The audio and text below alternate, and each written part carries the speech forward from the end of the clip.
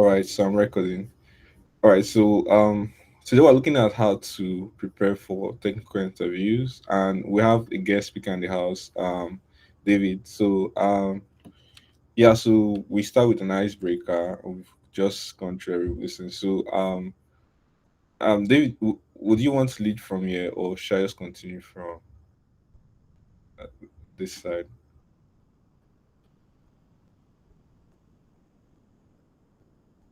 Hi guys, good evening. Um, yeah. Um, Good evening, guys. Good evening. Welcome. My name is David. I'm a software engineer. Um, um, I've been working as a software engineer for like 5 to 6 years at this time, and I'm really happy to be here. First of all, um, so yeah, Emeka, I'd like you to keep sharing your screen while I just talk through like a lot of things, if that's okay. Um, Yeah, that's okay. That's fine. okay. All right. So, Um, technical interviews. Sorry. First of all, are we? Do we have software engineers in the building? Software people. Those of us who write code. Are we here? Say hi. Yeah, you can unmute yourself. Like, yeah, if you're in a quiet place, it's okay to unmute yourself. Because I'd like this to be very, very, very, very interactive. Um, Samuel Ikemini, you look like you might be a software engineer. So I was going to ask if you are indeed a software engineer. Hi, David. Good evening. Yes, Good evening. I'm a software Yes. engineer on the backend side. Okay. All right. That's I okay. work with You work with Golang. Golang. Google's own. Yeah. All these Google Yes. people. Okay. Solomon. Is that Solomon? The lady. I'm sorry, I can't really pronounce the name, but I think I see Solomon. Yes, or Pakrite, actually. Okay, you a software engineer as well? Just entering into the field. Okay. Um, Samuel, have you worked for how long have you worked as a software engineer? So I've had projects I've worked on as a freelancer for like 8 months Okay. now. Mhm. Yeah. So I haven't yet resumed a full-time role. Oh, I've okay. just been working on project. Yeah. Yeah, So it's that's it's 4 months. Yeah. okay. All right. Um, Mary, good evening. How are you?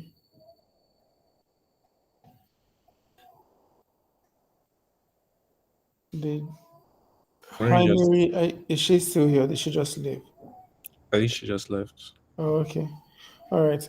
Anyway, I was asking, whether we have software engineers because there is something I wanted to see, and I was hoping that other. Sorry, one call. Good evening. Welcome. Are you a software engineer as well?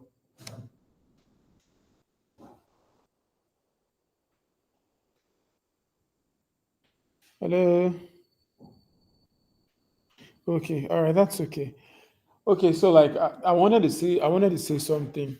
Um, a lot of times, we're always envious of the very, very big software engineers, the bigger boys, the guys that work with Tesla, the guys that work with Microsoft, the guys that work with Google, Goldman Sachs, all the which other big companies again, Netflix. Netflix boys are very, very big boys.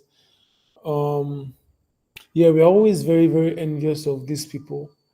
And I just wanted to say something. I wanted to say that any company that is going to pay you a lot of money, is going to give you very, very strong technical interviews. Any company that is capable of changing your life, right? Any company that's going to be able to make you to buy that Benz is going to stress you with their technical interviews. So I've seen like a lot of Nigerian companies and I've seen a lot of their interviews, and their interview questions are very mid. Forgive my French. Yeah. But like I wanted us to really talk about like technical interviews, because if you must get into a very good company, then you just have to be very good at figuring out, technical interviews. The next thing that I want to say is that interviewing is an art on its own. The way you study to become a very good software engineer, the way you practice to be a good software engineer, is the same way you have to practice your interviewing skills. It's very important. If you are the best developer, but you cannot communicate it during a whiteboard interview or a pair programming interview, you cannot communicate like your thought process, you will not get the job, no matter how good you are. Yeah. Um, so interviewing is a skill on its own. It's something you have to practice. Yeah, back in the day, I used to sit down with my friends. Many of them turned out to be very good developers as well. We used to sit down and like go through interviews by ourselves, right? Until eventually we each landed jobs, and that worked out fine. So a technical interview is a job interview specifically designed to assess a candidate's technical skills and knowledge in a particular field, such as software development, engineering, data science, and or any other technical roles. So basically, it's basically just an interview where they ask you, oh, what is this? What is this? How do you solve this? How do you solve that? The interview is used to assess how competent you are with technologies and your ability to solve problems and how well you can fit in with the team. The type of interview depends on the experience level and the nature of the job at hand. So this last line that says the type of interview depends on the experience level, there are and I have a couple of articles I've written, right, on like technical interviews. So, but like it's very important to know that not every technical interview or not every job, not every role that you apply for, that would give you some certain questions. I'll explain. All right. So generally, because most of us here are software engineers or programmers, the interviews that we'll be having are usually broken into like um uh data structures and algorithms, algorithm interviews and then systems design interviews, right? And these two interviews even come in many cases. These interviews even come before we start talking about things like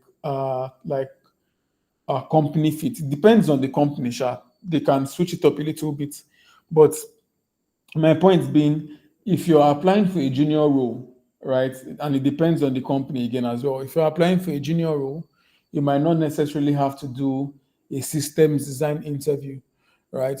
But then if you're applying for a senior role, there is no way that you will not get to do a systems design interview. Except of course you're interviewing with some Nigeria companies that don't take these things too seriously. But if you want to get into Google, you want to get into Facebook, you want to get into Meta, you want to get into Facebook and Meta are the same. You want to get into these companies, Microsoft, as a senior software engineer, you have to do these things. And so the question now will come: where do you work? Ike Njoku David, where do you work? Well, um, I can't say where I work, but I can say the companies I've interviewed with and why it might make sense to listen. Um, Last week I interviewed with Goldman Sachs. Goldman Sachs it's a very big company in the US and in the UK. They are fond of relocating Nigerians to the UK and relocating Nigerians to the US. I've also interviewed with JP Morgan. I've also interviewed with Microsoft, even very recently. I think I still have like two upcoming with Microsoft. I've interviewed with Capital One, and the processes are all the same, right? The processes are all the same. Can we have the next slide, please? Um, yeah. So why technical interviews? Yeah. These companies want to see. Um, Mary, I've not heard your voice this evening. Good evening. Good evening. Good evening, Mary. How are you doing? Are you a software developer as well? No, I'm a web content writer. Or you're a web content writer? That's okay. Um, Samuel, do you know how much software engineers at Google get paid a year on the average? So like entry level software engineers, people that just finished from college.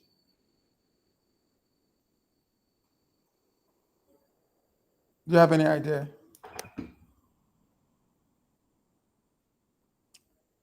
Hello? Sorry, can you Uncle, do ask you know me? how much software engineers make at Google? Yeah, yeah, Hello, can you hear me? yeah, yeah, like entry level software engineers. Yeah, I can hear you. I think it should be 85 to 100K annually. I'm not That is certain. That's small. like a random guess. Um, okay, so for people that just got out of college, people that just got out of university, yeah, their salaries would usually start around 150, $170,000 a year. With the current exchange rates where $1 is 1,000 or thereabouts, that's around 170 million naira, if my math is correct. Yeah.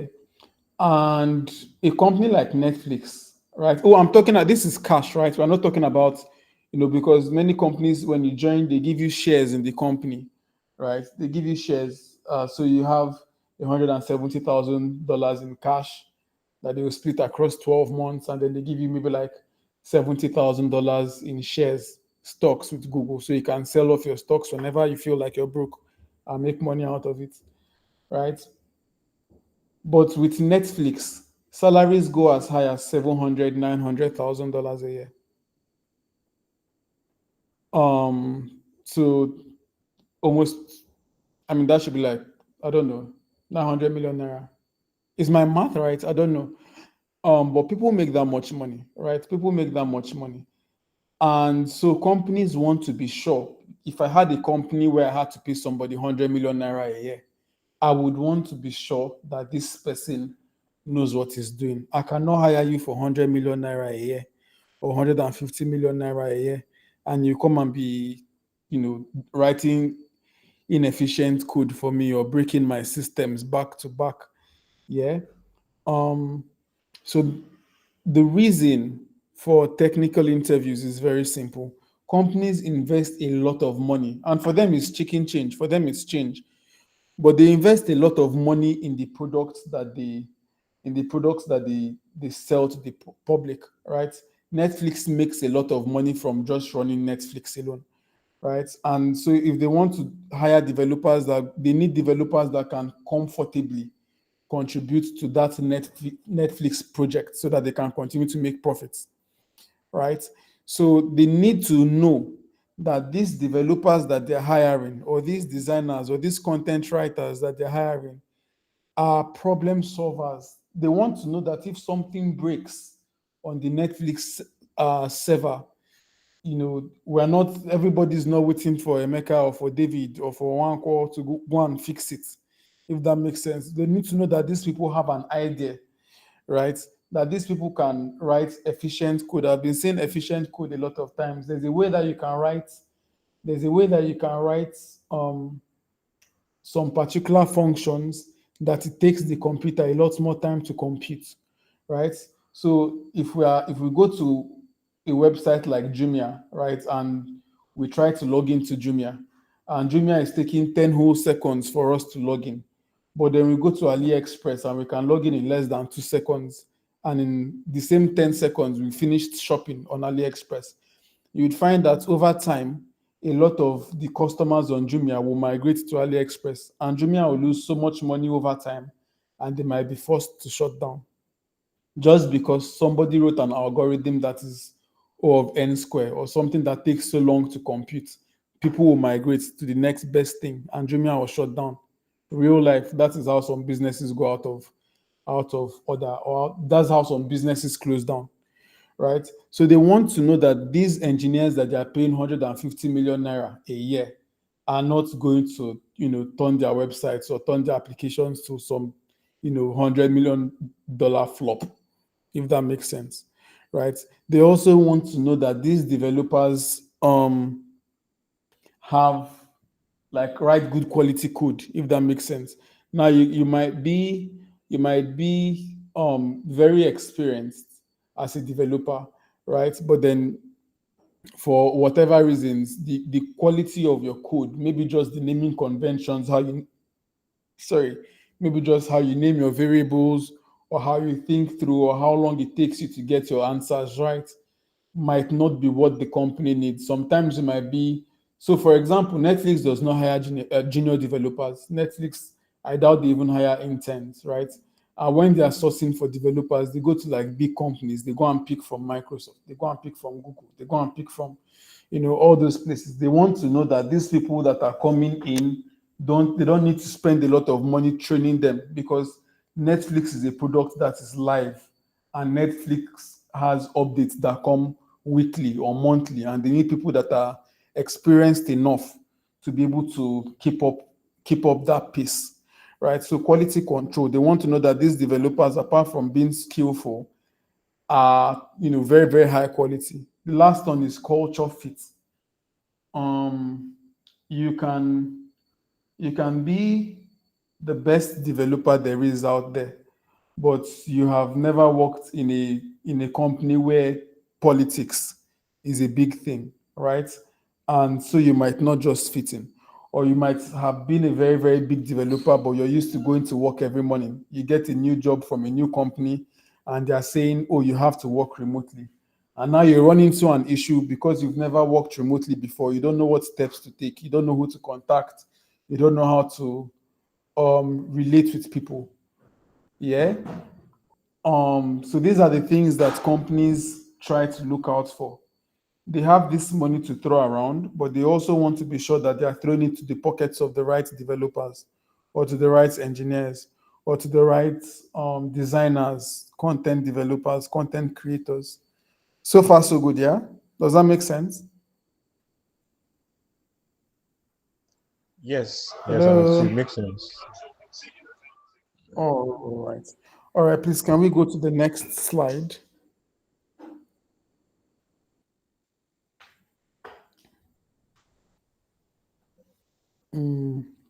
So the levels of technical interview processes, as I mentioned before, and I have like a full article on this that I hope I'll be able to share with us before the end of the call. But there are different levels and different types of interviews, right? So the first, please let's go to the next slide. Yeah. Um, so we have here the coding slash algorithm test. I'll get back to this one, but I wanted to talk about like um some other ones first. We said something about culture fit.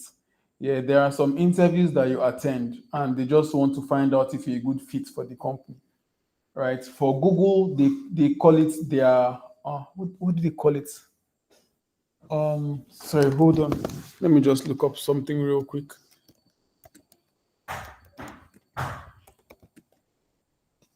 Yeah, I'm trying to find what they call it. Uh,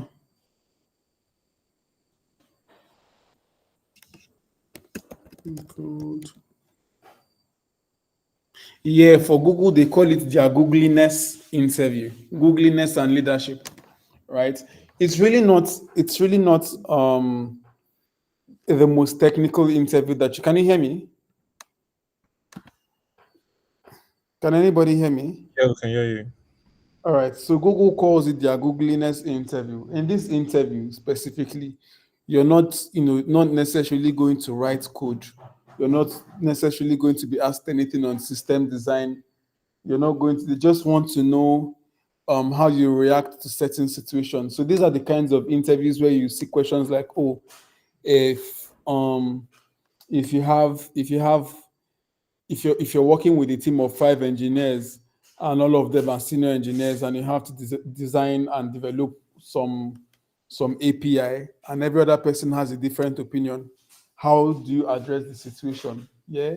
And so when someone asks you this type of question, if you say you're going to hand it over to your manager, because all of you are senior engineers, but you all report to a manager, it's very, very correct. It's a very, very correct thing to do.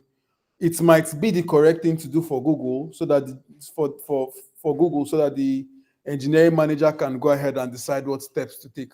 But Apple might want you to take it upon yourself and develop it and convince every other person to use your own solution, right? Microsoft might decide that they, if everybody's arguing about it, then they should just scrap the idea. So sometimes in these types of interviews, when they ask a question, you might not necessarily have one correct one correct answer, if that makes sense, right? But there's still a way around these types of interviews, right? You can still find people who have gone through these interviews. In fact, Amazon has like a complete list of qualities that when they ask you these kinds of questions in their own interview, they expect you to answer with some specific keywords, if that makes sense, right? So it's left for you to do the research and find out what these companies look for, or the teams that you're trying to join. So, for example, all of us know that Google has different products. Google has Google Meet team, they have the Google Docs team. Some some um some qualities that the team at Google Docs might need can differ from the qualities that the team at Google Meet might need. So sometimes you have to do the research so deep and even find out what that particular team that you're looking for requires. So, like, if you've done these interviews once, twice, thrice, you find that over time you have to be very, very specific about even the team that you want to join. Yeah, you have to do your research and find out, possibly even like other people who currently work on the team, so that you can reach out to them and find out the kinds of questions that they were asked during their own interviews, right? So again, interviewing is a process. Interviewing is an art. It means reaching out to people that currently work at Google, or reaching out to people that currently work at Microsoft, or reaching out to people that currently work at Goldman Sachs, right? And finding out what these companies require during their culture fit interviews.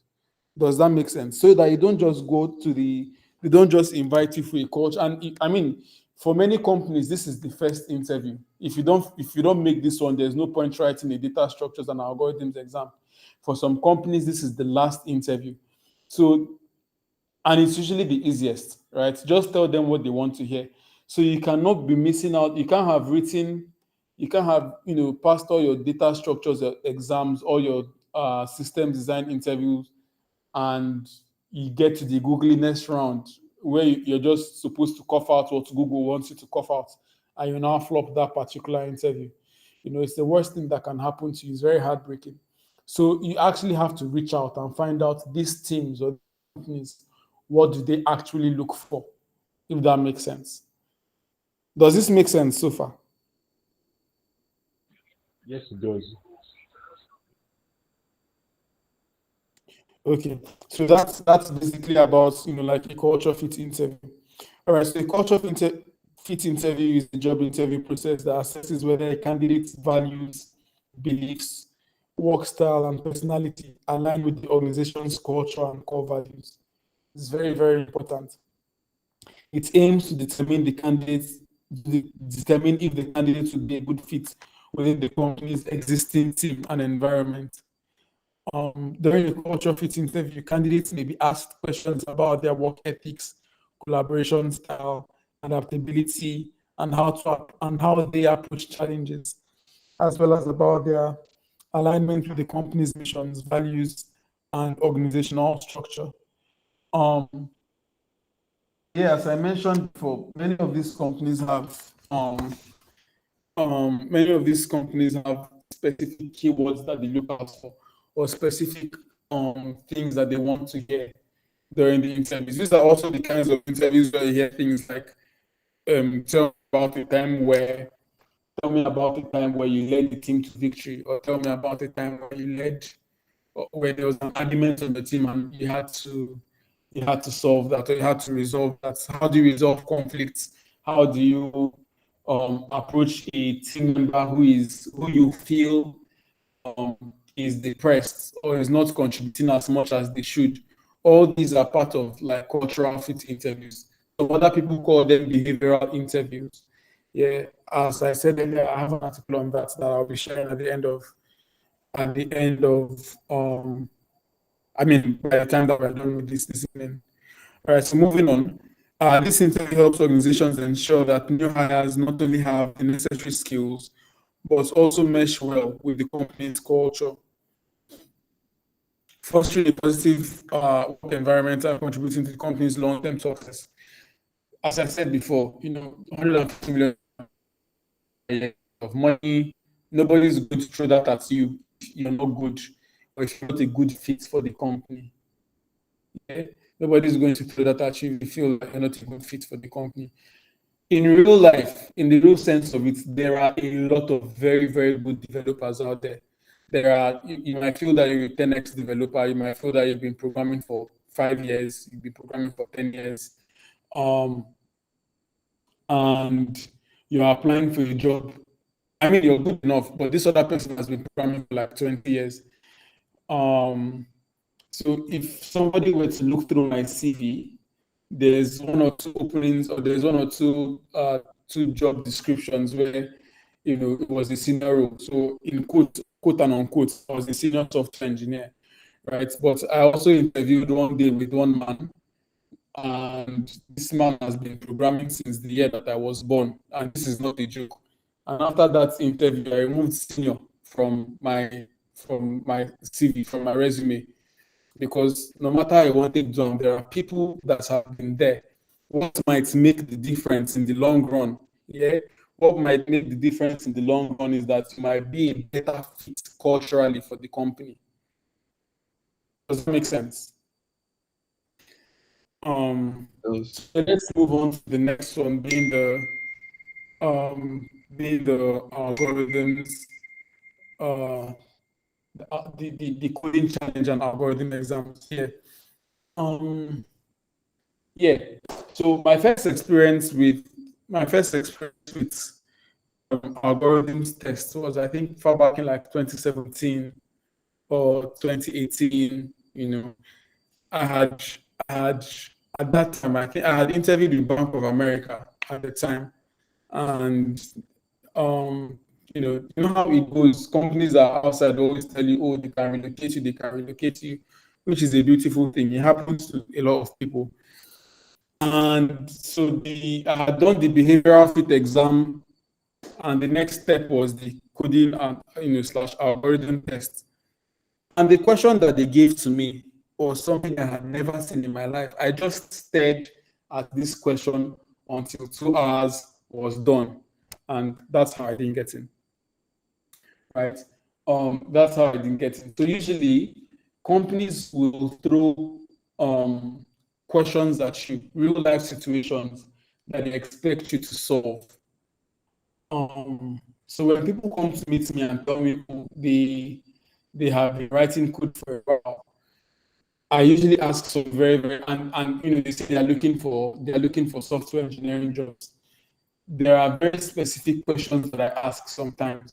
So if that person has been in the web space, so that person has been programming, like web technologies, HTML, CSS, JavaScript, Node, Python on the back end of PHP.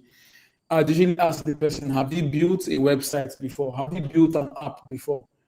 Right? If that person says yes, no matter how silly that app might be, or no matter how small that app might be, or how in the person's head, how inconsequential that app might be, I usually tell them to go and start practicing data structures and algorithms.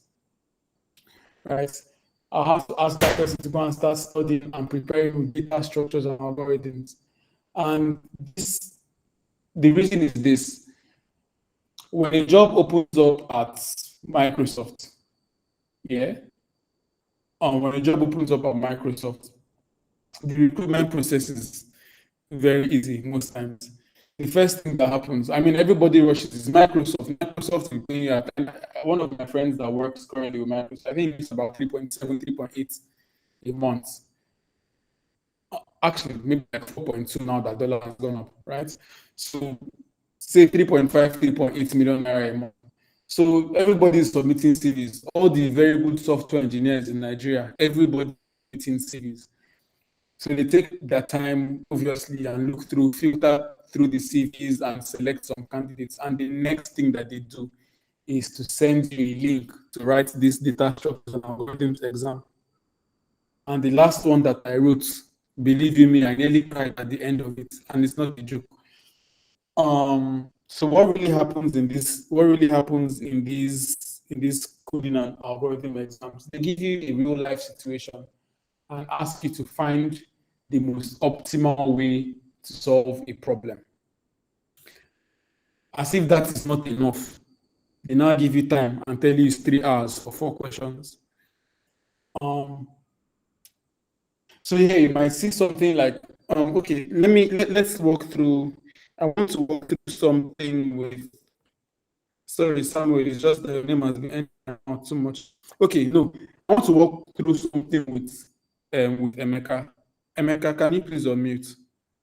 Hi, what's up? Okay. Hi. All right. So Emeka, if I ask you to, if I tell you that I have, if I tell you that I have a book, right? Book A, and book A has 100 words in that book. There's 100 words in book A. And then I tell you, I bring another book, book B, and book B has 100 words as well in book B, right? And then I tell you that I want you to return an array of all the words that are present in both book A and book B. How do you think you'd go about it? Right? And now this, I actually want all of us to settle down and think through these things.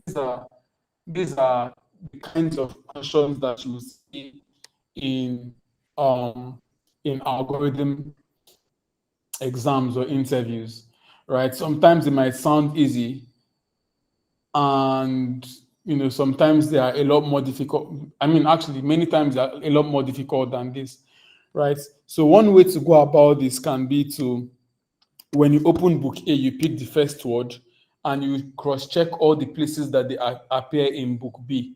Then you pick the first word in book A and run through all the 100 words in book B and see if there's a match. Then you pick the second word in book B and run through the same 100 in, it's something that can happen, but it's also something that is going to take a lot of time, because for each of the words in A, you're running 100 loops, or you're running, you eventually end up, I'm sorry, it's becoming a little bit technical. You eventually end up, where you have nested for loops, and nested for loops are generally bad. So when someone is asking you for a coding or algorithm exam, they want to find out the most optimal way. If you have a nested for loop, you get the answer, but it's going to take a lot of time, and their web page is going to be loading forever and ever, and they will leave Jumia and go to AliExpress, and Jumia will close and they will sack you. Does that make sense? So ideally, the essence of this coding and algorithm exams is you need to be able to know what types of algorithms or what trade-offs you should be willing to make under specific circumstances. For want of time, I will not go into this in detail, but this is where you usually hear things like big O notation. Has anybody here heard of something called big O before?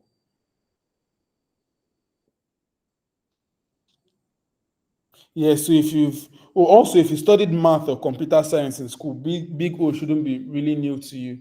Yeah, so this is where you start saying things like big O notation. They can tell you, oh, this algorithm is correct and it works, but it takes longer time than this, other algorithm, because algorithm A was O of n square and algorithm B was O of n. basically the idea behind coding and algorithm exams is to know the time complexities. Ah, I feel like I'm speaking too much English. Um, um, Hi Solomon.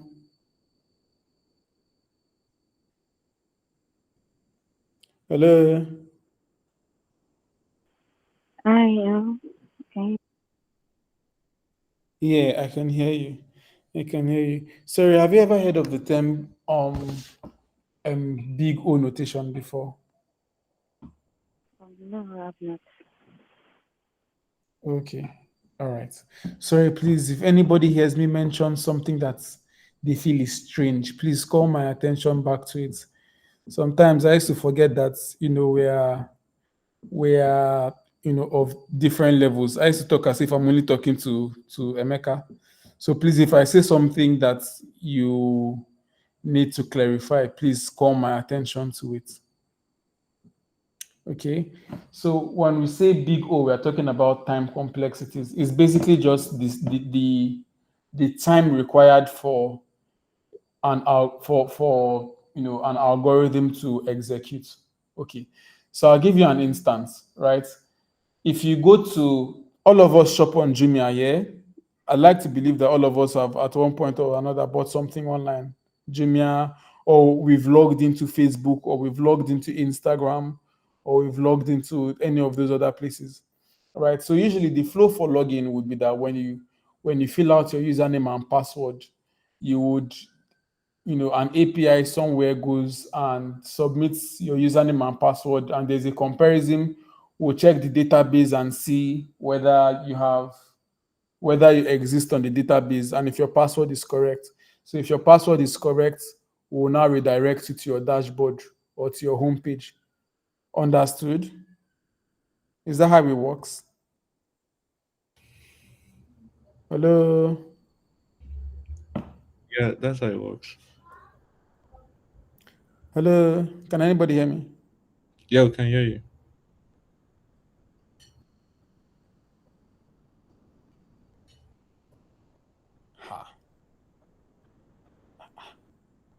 We can hear you.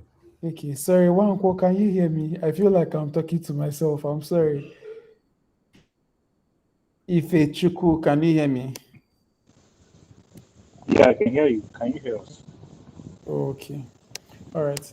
So when you try to log into Facebook, right, on the login form, you type your username or your email address and your password, right? And then if your password was correct and your email was correct, they'll redirect you to the homepage or to your dashboard or whatever, right? The way that works is that your username and password will be submitted to the database, and there will now be a comparison. Does this username exist in the database? Yes. Okay, so we found the username. This password, does it match? Yes. Then they will now send some signal that allows you to proceed to the next page, which is the login, the dashboard page, right? So if there are only 10 people in that database, we are just checking name and password across 10 names. We'll just check, is this one username? Is this person David? No. Is this David? Is this David? Is this David? Just for 10 people. But for something as big as Facebook, there are millions, maybe, I don't know, 100 million users on Instagram or 100 million users on TikTok. When you try to log in, it will take longer, right? It will take longer because we are now comparing against 100 million people, not 10, right? So as a developer, you have to be able to write an algorithm that kind of reduces the amount of time that it would take to check 100 million users if username and password is correct. Does that make sense?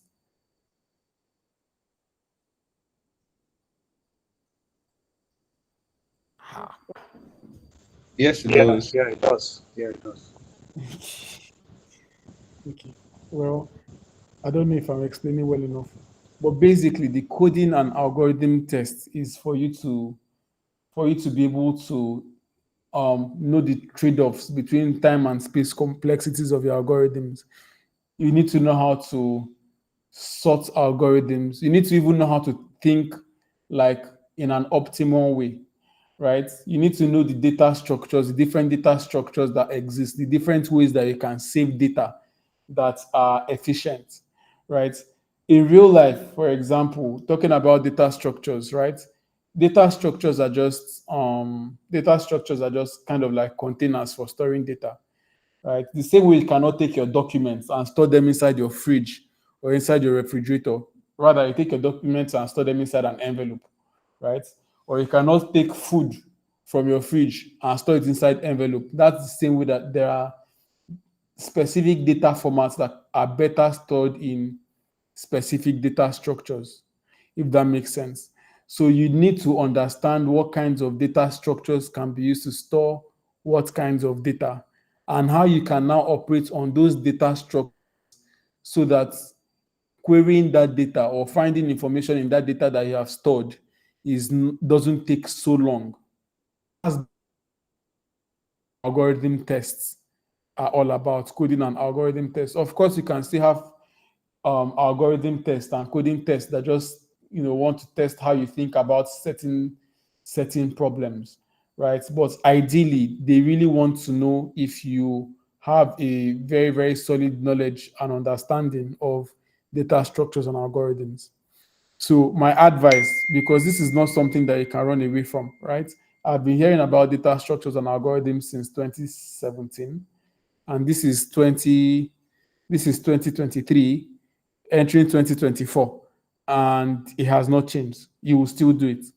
So if you eventually will get into Google or Microsoft or Apple, you must understand data structures and algorithms. You must understand big O notations. You must understand the trade-offs between time and space complexities of your code, right? So that's basically what coding algorithm tests are all about. The coding test process typically. Does anybody have any questions about this? Sorry.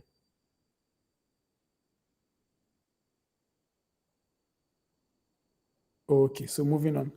The coding test process typically involves presenting a candidate with a coding challenge or problem solving task, often in a specific programming language or within a particular context relevant to the job. Candidates are expected to write code to solve the problem, considering factors like efficiency, correctness, and code quality. The test may be conducted on site or remotely using online coding platforms and usually has a time constraint.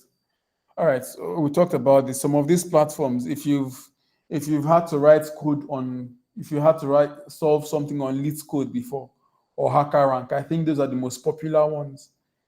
Leet Code and HackerRank are usually where a lot of developers go to practice these coding challenges. Um, Once completed, the code is evaluated by interviewers or automated tools to assess the candidate's coding skills, problem solving abilities, and adherence to best practices, ultimately influencing the hiring decision for technical roles. Spoiler alert, if you do not make your data structures and algorithms exams, if you don't pass your algorithm challenges, it's an automatic no-no, especially if you're taking that test on Leet Code or if you're taking that test on HackerRank, right? But let us slide to the next one, which is I think the next one is whiteboard challenges, right? Um, Hi there, Mecca. Please let's move to the next slide. On the next slide, can you see my screen? Hello. Um, All right. So the whiteboard interview. Um, a whiteboard interview or a whiteboard test, also known as whiteboard interview, is a type of technical interview format where a candidate is asked to. Yeah, yeah, I can see it. I can see. Can anybody hear me? I feel like there might be a lag. yes.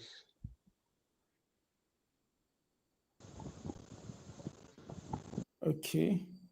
We can hear A you. whiteboard We can test, hear also you. known as a whiteboard interview, is a type of technical interview format where a candidate is asked to solve technical problems or coding challenges on a physical whiteboard or virtually, often in front of interviewers.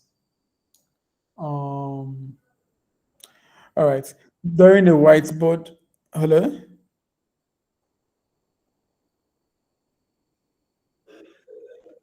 All right.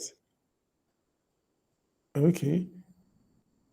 Okay. Just making sure. Thank you.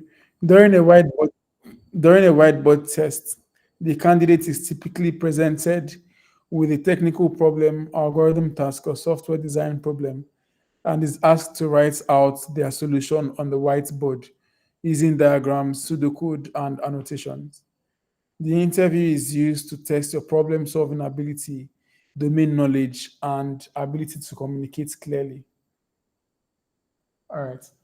Um, so many of the companies that I've mentioned during the course of this evening, from Microsoft to Google to Apple to Netflix to Amazon, yeah, to Amazon, all of them have whiteboard coding interview processes.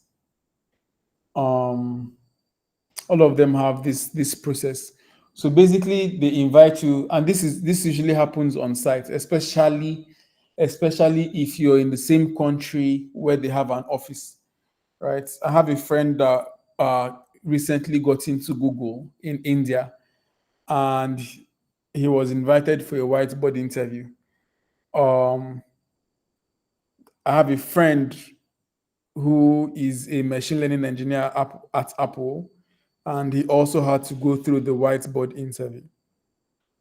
So it is not fictional, right? It's not fictional.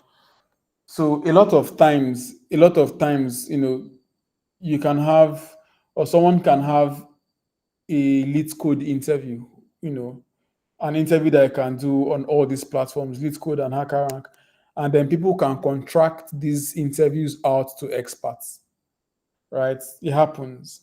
And so the reason for this on-site whiteboard interview is two things. One, they want to be sure that that they want to be sure that that can you hear me? Yes, we Hello. can. Yes. All right. So they want to be sure that that that initial algorithm test that you passed, they want to be sure that you are the same person that is coming to solve it for them. This time, real life, it will be a different question, definitely.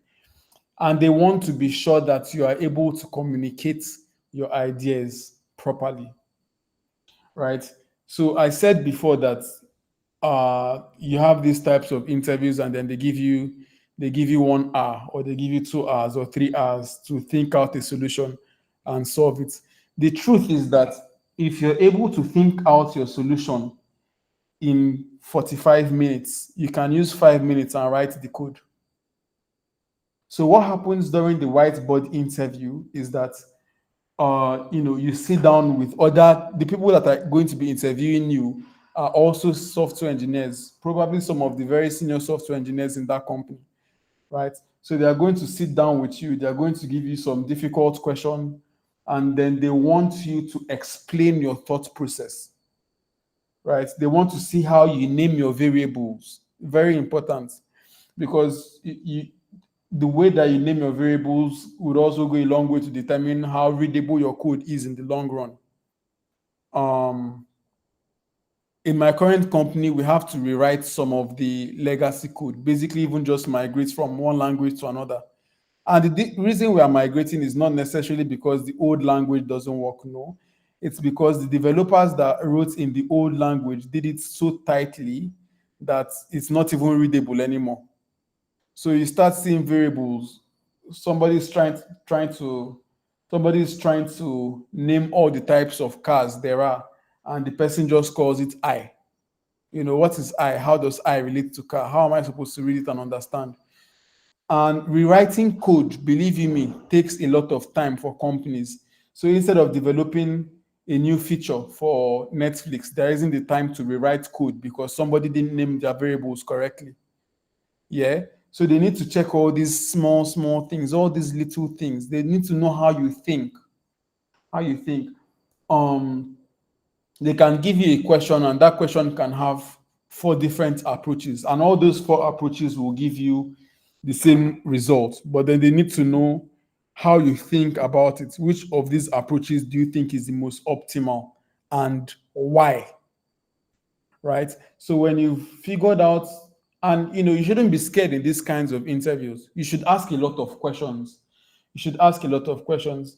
Going back to the same, going back to the same example that I used, where you have two books, A and B, and you're asked to return all the words that appear in both A and B. You can ask them questions like, "Oh, if no word in A appears in B, what should I return? Should I return an empty array, or should I return false, or should I return zero?"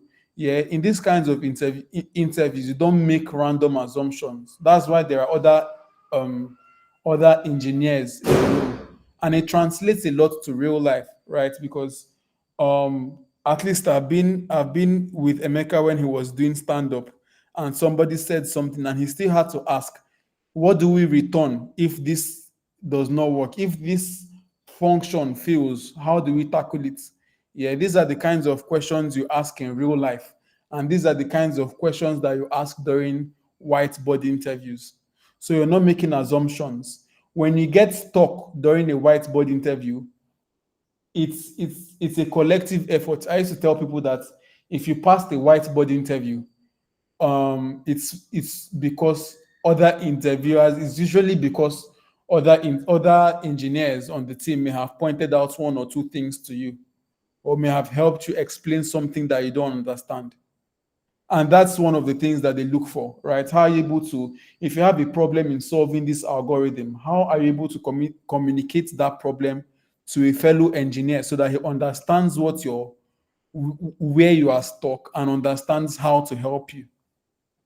Does that make sense? So a lot of engineers, at least three engineers that I know personally that work at Google, did not finish their whiteboard interview. That's, they didn't solve it and get the right answer. Does that make sense? Yeah, they didn't solve it and get the right answer. They didn't solve it. Of course, they were on the right track, but maybe time ran out, or some very, very smart people will finish before time. But the idea is for you to be able to communicate. This is how I'm thinking about this problem. This is how I think we should solve it. Do you, and then you can also ask, do you think this is the most optimal? Do you think this is the right approach? If they don't think it's the right approach, interviews are not do or die. They will not tell you, oh, you pack a load and get out. They'll tell you, oh, we don't think this is the right approach. How else do you think we can do, we can go about it?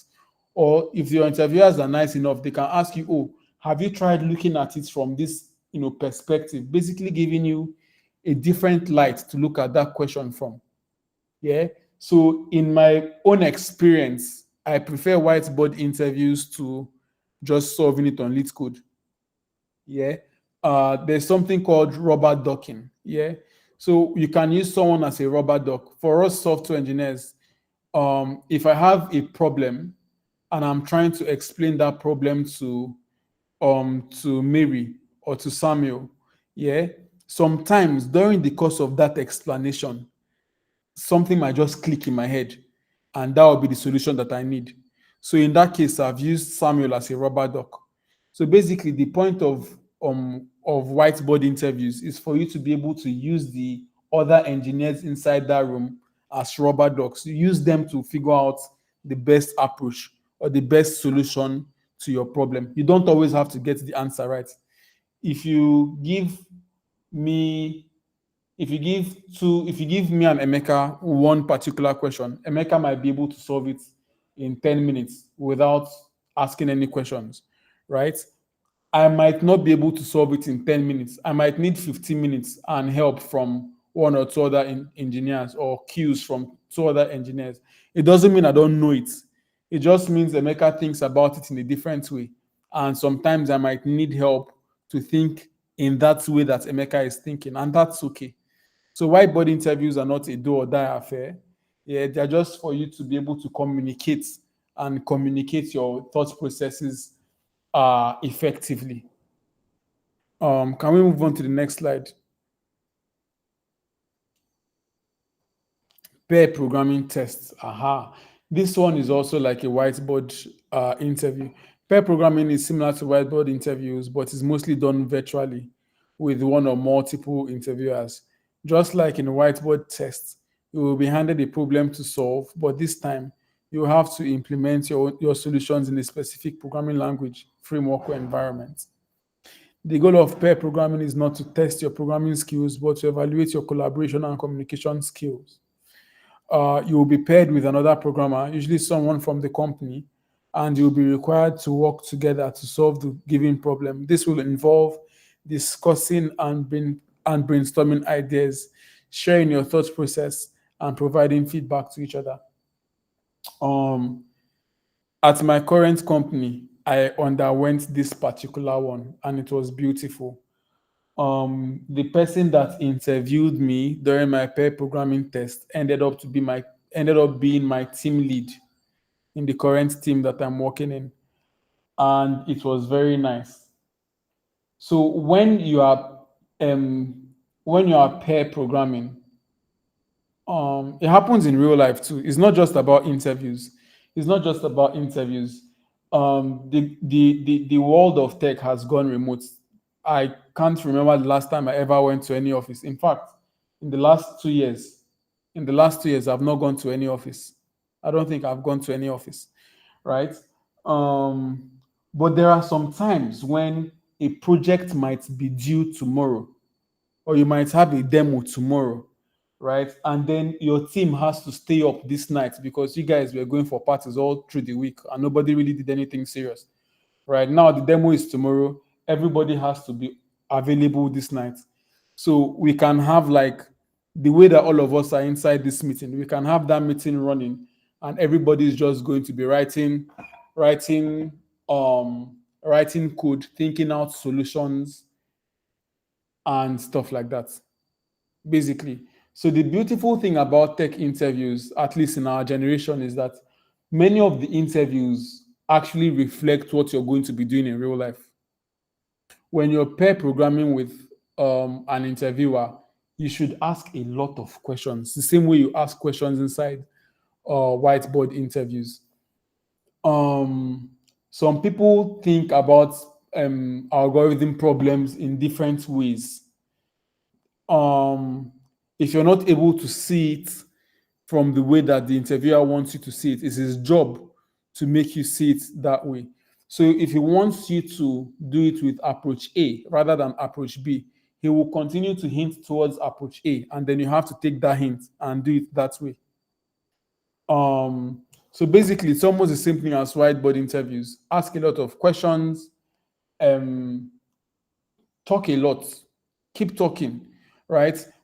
And so if you're naming a variable, boy, for example, there has to be a reason why you're naming it boy, because variables can be anything. You can call it Chukuma, you can call it Chinedu. Why did you choose to call it boy? If you're choosing to return false on line 70, the person you're pair programming with needs to understand why you're returning false instead of returning zero. But if you choose to return zero, and this one might be very, very language specific, but for JavaScript developers, in JavaScript, zero can translate to false. So if you're returning zero in a particular function that has to do with numbers, he might ask you to return false.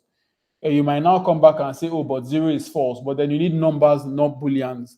So you have to go with what he says. So you have to be communicative. If you don't ask, he won't know, right? If you don't point it, you can do something and he will point something out and to help you solve the question. So it's still about communication when you talk about pair programming. And these things are not fictional. They're not fictional because I've done whiteboard interviews a couple of times. I've done pair programming interviews. I've done a lot of HackerRank. As a matter of fact, if I actually share my screen now, you would see that I have a tab open on HackerRank. Sorry, on Lit Code, because I was practicing something. I was trying to practice and prepare for one interview before this meeting came in. All right, so let's swipe to the next slide. Any questions so far from anybody? Hello. Okay, I want to believe that there's no question so far. Systems design. Systems design. Systems design would usually come in when you're applying for senior roles. Um. Okay. All right. So sometimes you can walk into. You can. Okay. I'm trying to think about what examples to use. I talked about Netflix before, right? I talked about Netflix, and Netflix has millions of users all over the world, right? Millions of users all over the world. Netflix is a streaming service. You can walk into an interview room one day, and the question that they ask you is, how would you design Netflix? Right? The first thing to know in a system design interview is that you're not supposed to write code inside systems design. They are basically asking you if you know the different components of software systems generally, right? If you know the different components of a software system. So when I say components of a software system, what am I talking about? I'm talking about, databases, right? So what kind of database would you use if you want to build Netflix? You might use more than one database. Why? If you're going to use more than one database, why?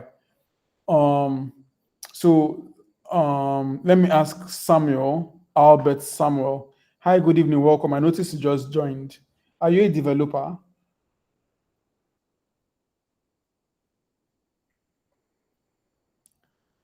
Hello. Hi, Albert.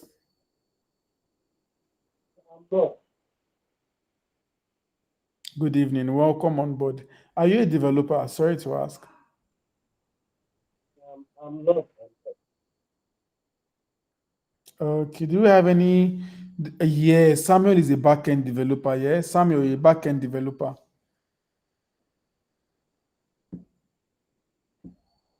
Can you hear me? Yes. Yes, I can hear Yes, you're a you. backend. Yes, backend. Yeah. What database do you use for most of your projects? Most is Postgres and SQL. Sometimes I use. Hello, can you hear me? Okay. Yeah, yeah, I can hear you. I can hear you. I can Yeah, hear most you. times I use Postgres and SQL. Oh, okay. That's fair enough. All right. So Yeah. Postgres and SQL. Postgres is also an SQL server, basically. Yeah. So there's a lot of Yeah. different types of there's a lot of different types of databases, right? For many of us that have worked with backend systems, there are document databases like MongoDB. There are SQL databases like Postgres, MySQL server. There are time series databases. Those are the databases that you use when you want to keep track of bulk um, bulk signals being emitted. That's it, another different story. But in systems design, your interviewer wants to know that you know the different components to use for each type of product. So, for example, you cannot store a video or you cannot store an image inside. You cannot store an image or a video inside SQL. Typically, you can if you save it as a blob or something like that, but it's not ideal because reading that data that is stored is going to be stressful on your SQL server. So because of that, there is something called an object database. So if you're building a system like Netflix where you're going to be storing a lot of videos, you cannot use MongoDB to store the videos. You also cannot use SQL to store the videos. What you need is an object database like AWS S3 so that you can easily read those videos directly from the database and stream them directly to your users. So the different components of a software system are basically what they want to know if you know how to make them work. So why is system design? Why is system design important? Um, I want us to ask how long it took TikTok to get to 100 million users.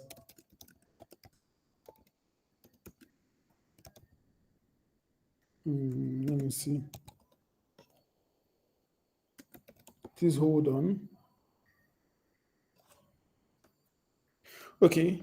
So it took TikTok 9 months from the day that they launched to get to 100 million users, right? So imagine launching an app, right? And in 9 months, you have 100 million people using that app actively. Um, Let me try and rephrase. So at the time when they first launched the app, maybe the only people that had accounts on TikTok were the developers themselves, right? So maybe there were 10 developers. When somebody wants to log in, the same process, they'll fill in their username and password. It will go to the database and check from 10 users and see where there's a match. And then maybe after the first 5 months, there was 500 million users. At that stage, logging into TikTok would have become very, very, very, very slow because it will now take the computer a lot of time to run through 500 million people just to find where one username and one password match, if that makes sense. So that is where you now start seeing things like, that's where you now start hearing things like, oh, the website is very slow because it has too much traffic. It's a real thing. The website will become slow because it has too much traffic.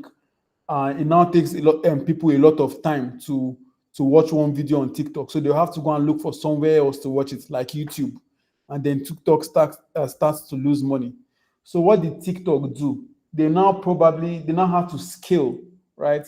They now have to scale their software system. Maybe that database that was 500 million users, they will now have to split it into 100 or 10 million users per database, so that when you want to log in, you will now be searching through 10 million people instead of 100 million people. System design is it's not very complex, right? It's a lot of things. You need to know the different types of databases to use. You need to know how to scale up a software system, right? There are some systems that are read sensitive and there are some systems that are write sensitive. I'm sorry. This is a lot of detail and I don't think I can be able to cover it, but I'm going to share an article that I wrote on this as well. So you need to be able to know when and how to scale your software system. Because if you don't scale your system is going to crash. And when that system crashes, you might never get back from it, if that makes sense. So there's a way that you can design systems that it will be easier to have um, it will be easier to have new features on that system. Right. So when Netflix started, they started out in the US, right? And over time, their users grew and spread across the entire world. Now, one of the things that Netflix had to do was to use something called a content delivery network so that they can upload or they can share their videos with the content delivery network. And people all around the world can now watch. The reason is if you're trying to send data from here to, so currently I'm in Owerri. If I'm trying to send data somewhere and my database is in Abuja, it's going to be pretty fast, right? Because the number of computers my uh, computer has to communicate with is not plenty. But if I'm trying to do something with a database that is in Australia, it's going to take a lot more time. So in the same way, if we are trying to watch a show that was originally aired in the US, it's going to take us a lot more time for that show to load from Nigeria. Or if it was shared in Australia, it will take a lot more time for us to watch it comfortably in Nigeria. So what a CDN does is that the CDN is going to replicate that particular video in our own environment. So we can now be watching it as if it was originally uploaded in maybe like Ghana, and it won't take us a lot of time like it was uploaded in Australia. I don't know if I'm making a lot of sense. But systems design basically is for you to be able to find out if this person can design a system that is scalable, a software system that is scalable. That's where you start seeing things like load balancers. Has anybody heard anything about load balancers before? So that's where you see things about load balancers. That's where you see things about message queues. That's where you see things about horizontal scaling, vertical scaling. But these things would mostly come when you're applying for a senior software engineer role. because as a senior software engineer, your engineering manager can just come to you and tell you, oh, we have a meeting coming up. Help me. Hello? Can anybody hear me? I hear you.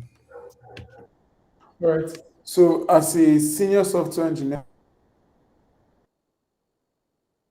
yes, so as a senior software engineer, your engineering manager can come to you one day and tell you, oh, we have to build, or we have a big client, and that client wants us to build something like TikTok, but not TikTok.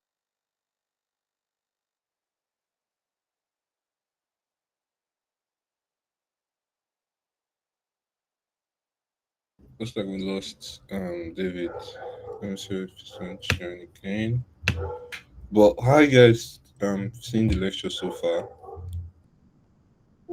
Yeah. It's been very great. I've learned a lot. I mean, a lot about the deep parts of software engineering. So it's been very helpful. Thank you. David, you're back now. Can you hear us?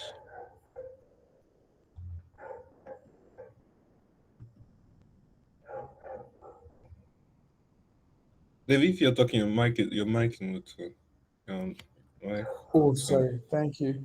Yes, I was saying when you're in that position where you've gotten to the point where you're a senior software engineer, a senior developer, or engineering manager for the company that you're working, you get these kinds of requests a lot.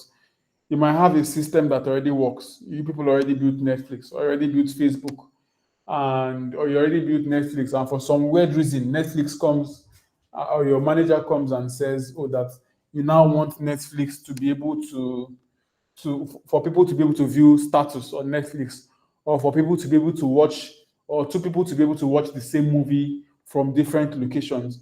You have to think about how to do it in such a way that there will not be a lot of stress on Netflix servers and that Netflix will not crash.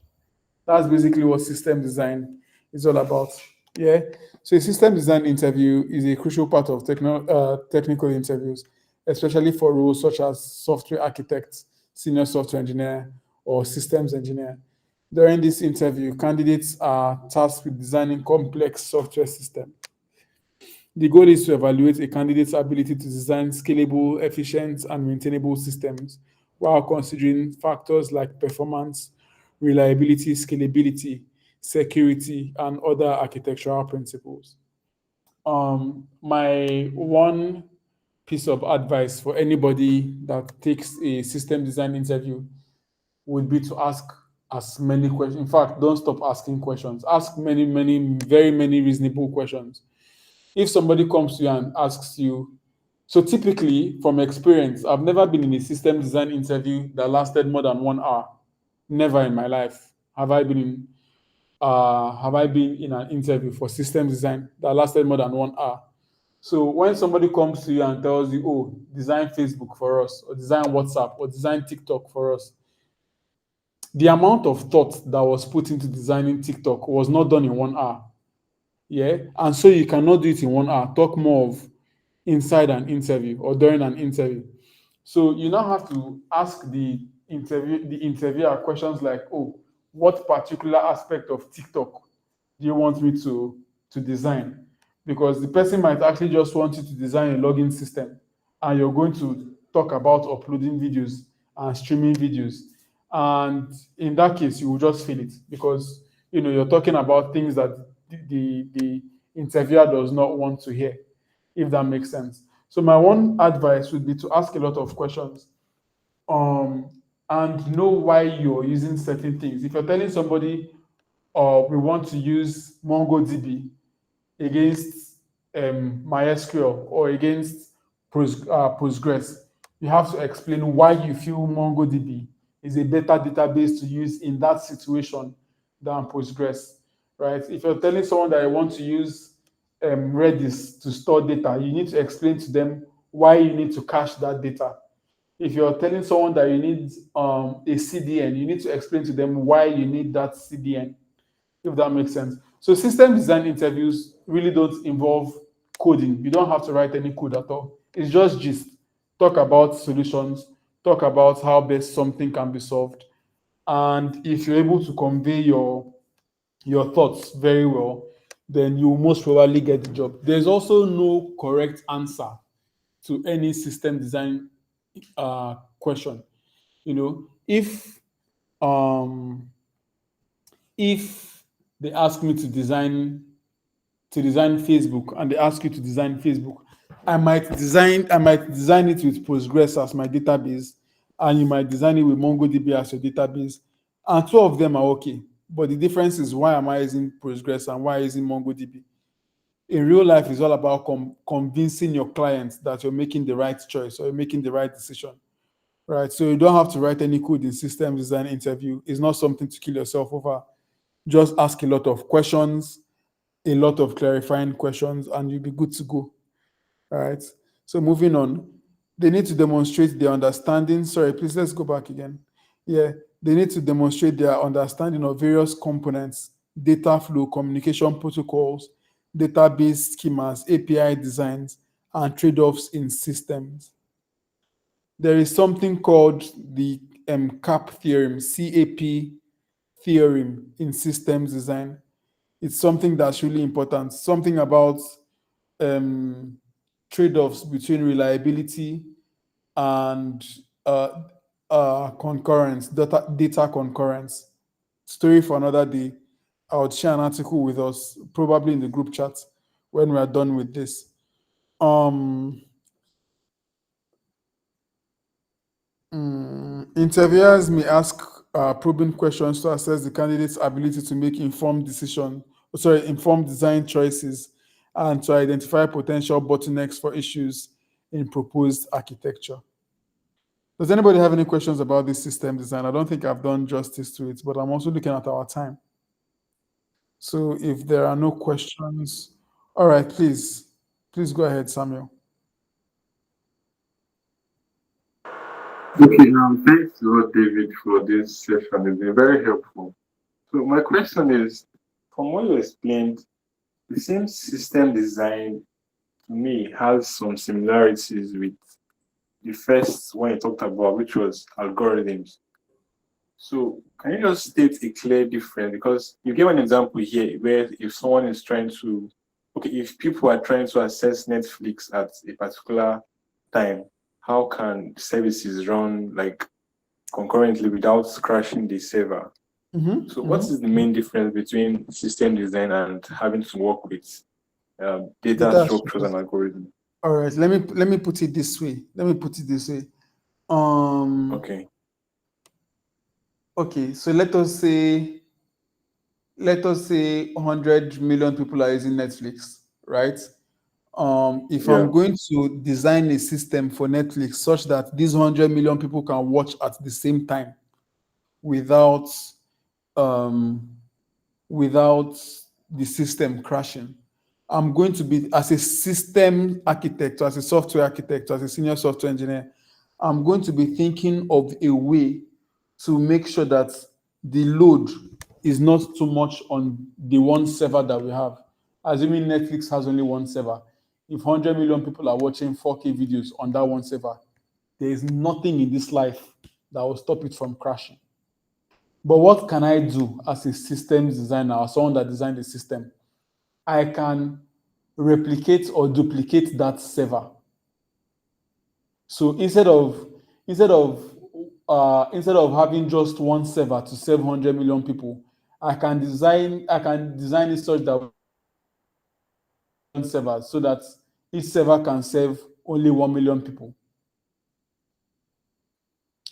Does that make sense? Yes, yes, that makes So, sense. So yeah, is so this in that where case, okay, okay. So in that case, I've scaled the servers horizontally. I now have 10 million servers to serve 100 million people rather than one server to serve 100 million people. I will now think again and be like, what of all the movies that are trending? Is it that anytime that somebody wants to watch, I mean, if a movie is trending on Netflix, everybody wants to watch it at the same time. Then in that case, I don't need to be pulling it directly from the database. Maybe I can fetch it from the database once. Since getting it from database can be expensive, I can get it from database once and store it in some cache somewhere. so that if that movie is trending in your location, you can go to that cache and just pick it from there and watch it. Whereas if you're writing code, scalable code, you'll be trying to do things like avoid nested for loops or avoid all those other algorithmic bottlenecks. So system design is more about designing the system itself, not writing the code that makes the system work. Okay, thanks a lot. So, just like in the last line of this slide, this is where software architecture like microservices, monoliths, this is where it comes in, right? Under system Exactly. design. Exactly. So all those things come under systems design. Okay, thank you. So far, so good, yeah? Yes. All right. Okay, so let's move on to the next slide. I think we already talked about the next one, culture fit interview. So how do we prepare? How do we prepare? Aha. Um, yeah, this is the part this is the part I've been waiting for. So how do we prepare for interviews? Um, the first thing to do is to study the basics. When you go to, in fact, from the beginning, from the origin, when you want to apply to a job, the first thing you need to do is to read the requirements of that job. Sometimes when a job is posted on LinkedIn, remember those things that we said about cultural fit. Sometimes they can tell you, oh, we are looking for someone who has worked for 4 years, or who has worked for 2 years, or for 8 months, or for 7 months. But then the person needs to be tall and fair, or the person needs to know JavaScript and Node, or the person needs to be able to work remotely, or the person needs to be a team leader. So when you're now writing your CV for that particular application, you might now want to tell them something like, "Oh, in my former office, I was tall and I was fair," if that makes sense. So sometimes the basics actually even starts from when you saw the job opening. Do you understand? So you have to first read the job description and submit a CV that reflects what they're asking for in that job description. Does that make sense? If I'm trying to hire for a mobile developer and you submit your CV, but then your CV is saying senior software architect, you might be a senior software architect, and that's great for you, but you're not exactly what I'm looking for. Does that make sense? All right. So study the basics. Review fundamental concepts in your field, such as data structures and algorithms, core principles, to build a strong foundation. This is very important because if you're in the software field, knowing that no matter what happens, you will still go back and write software, and you still have to write DSA. I call it DSA, data structures and algorithms exam. So if you know that at the end, last, you will still come back and write this exam, you have to prepare yourself, right? You have to prepare yourself and know that, if you get selected, you have to be able to pass this exam. So for practicing and passing data structures exams, there is no other place to go to than LeetCode and HackerRank, Code Wars. All those places give like good insights. They give very, very strong data structures and algorithms questions. And then you can look through other people's solutions. There are forums where you can discuss your solutions. So basically, whenever you solve a new DSA question on LeetCode, also go and look at other people's solutions, right, to that particular question. So work on projects. When I got my first job, before I got my first ever, I think that was my second job. Can't remember. I think my first job that I got, before I got that job, the only thing I had built was, I had built a calculator and it worked. Then I built a to-do list app and it worked. Then I went ahead to build projects that make sense, like mad projects. Flex on it. Nobody's going to, is your computer, is your code, is your hours. So one of the things I did was, if you know this building blocks game, Tetris, right?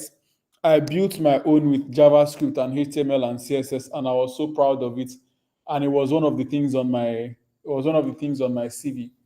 So eventually, my engineering manager then, whose decision it was to hire me, told me that that was the one thing that he picked from my resume because he felt it was different. He felt that I had taken an approach that was more about understanding the core concept of JavaScript and how it works rather than just building websites, if that makes sense. So flex on your projects. I also know someone that built a full ass football game, and somehow it landed him in Google, and it's not a joke, right? So do mock interviews. That's the next one. Mock interviews. You have to practice these mock interviews with people, especially cultural fit interviews. About the time when, tell me about the time when this, tell me about the time when that. Those are questions that you can actually sit down with your friends and just throw it at yourselves back to back to back to back to back to back to back. It helped me in this particular preparing for mock interviews, helped me when I was interviewing with Capital One. It helped me with Bank of America. It helped me with a lot of these companies, right? You can't run from them. Everybody wants to know that they're not hiring some Jeff Dahmer somewhere. They want to be sure that this person is actually a software engineer. You cannot have you cannot be a software engineer without stories, right? One of the stories that I tell is I once sent out an email in production. Sorry, I actually sent out an email in production when I was testing applications, basically complaining about the company I was working for. It was a test email I was supposed to send to my test dev account, and I sent it to all the users of that particular application, if that makes sense. So that's one major mess up, and I talk about it during my cultural fit interviews. Tell me about the time when you messed up so bad and you had to fix it somehow. So all these experiences that you gather over time are the stories that you eventually will get to tell in cultural fit interviews, and you have to practice them. You don't know the question that they're going to ask you. So as a rule of thumb, I have like 5 6 different stories or storylines in my head at any given point. If you ask me, tell me about the time when you did this, I'll just cook up one story. It doesn't even have to be true. Nobody will go and check it. Nobody will call your former company and say, did this guy crash server? Sure, you get what I'm saying? You need to be able to cook up something on the spot. And that's why you need to practice it a lot over and over and over and over and over again, if that makes sense. Right. So the last one on the list here is company research. You have to research the company that you are trying to get into. I said googliness before, and somebody would have asked, oh, how do we know that there was a googliness interview? Why is it even called googliness? I don't know. But I was trying to get into Google so bad, and I did a lot of research, and I found out that there's something called a googliness interview, which is also their cultural fit interview. I also found out when I was interviewing Amazon that Amazon has a complete list about 14 things or so. I linked it in one of the articles I wrote about about a list of 14 specific characters that they want to see or they want to hear when you're talking about or when you're doing your cultural fit interview. And if you miss those things, there's no magic that's going to get you into Amazon. So you have to research the company that you're trying to get into very well. Make friends. People on LinkedIn, they carry shoulder, no problem. Still text them. Tell them that you want to enter LinkedIn. Sometimes reach out to the recruiters directly, right? And that's something that I forgot to mention. My very first Microsoft interview was because I contacted a recruiter directly and told the person, see, I just saw this job. I'm submitting my application. I really want to work for Microsoft. And that was even earlier this year, right? And before then, Microsoft had rejected me like 8 times. But there and then, I was on a call with this man and I got an email for the next round. There and then. So you have to be able to reach out to people. That's something that we forgot to add. Reach out. Reach out. Once you have somebody on the inside, it's easier to get into the company, if that makes sense. So reach out to the recruiters, reach out to people that already work there, right? Improve on your communication skills. Practice talking. In my house, I legit in real life, in my house right now, I have a whiteboard and I have whiteboard markers. So when I see a question on lit code that is somewhat complex, I go to the whiteboard and I talk, I carry my dining table chair and I put it inside the room and I imagine that somebody is sitting there and I explain my thought process to that dining table chair when I'm writing that code on the board. And it helps.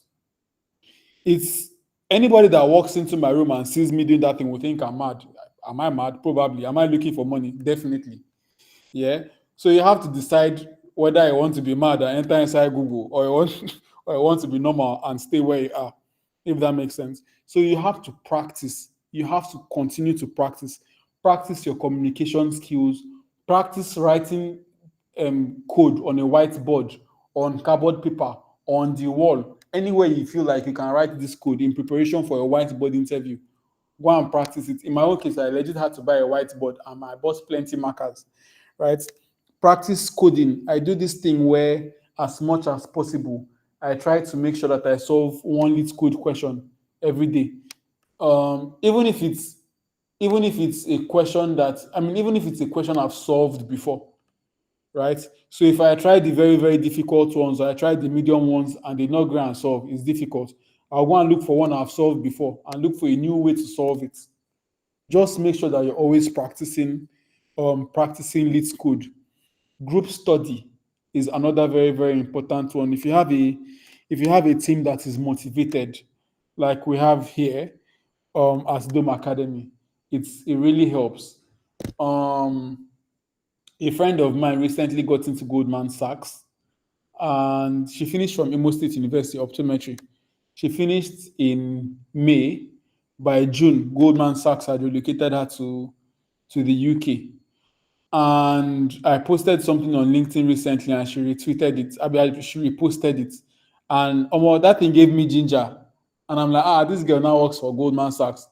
And I went back and reapplied to Goldman Sachs, and that's how I got my recent interview with Goldman Sachs.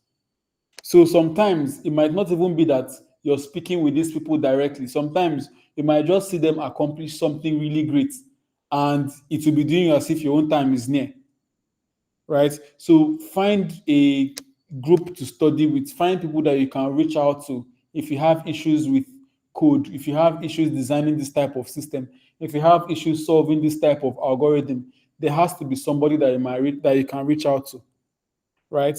And check out online resources as well. LinkedIn, so far, I think only one of my jobs didn't come from LinkedIn. Every other thing I've done so far in my life, I got it on LinkedIn. Check out online resources. Know how to search for jobs on LinkedIn. I wrote something on that not so recently, but I wrote something on that as well. Know how to search for the jobs that are abroad and paying in dollars. Know how to search for the ones that are in Nigeria. Know how to search for the ones that are remote. Know how to search for the ones that are hybrid. There are tricks and trends. Know how to set job alerts for new jobs with less than 10 applicants. As a rule of thumb, I always submit my applications like when the applications have not even gotten to 20, because by the time it has gotten to 600 applicants, they've selected the people that they want to select. So make sure you always submit jobs early. Make sure you always reach out to people.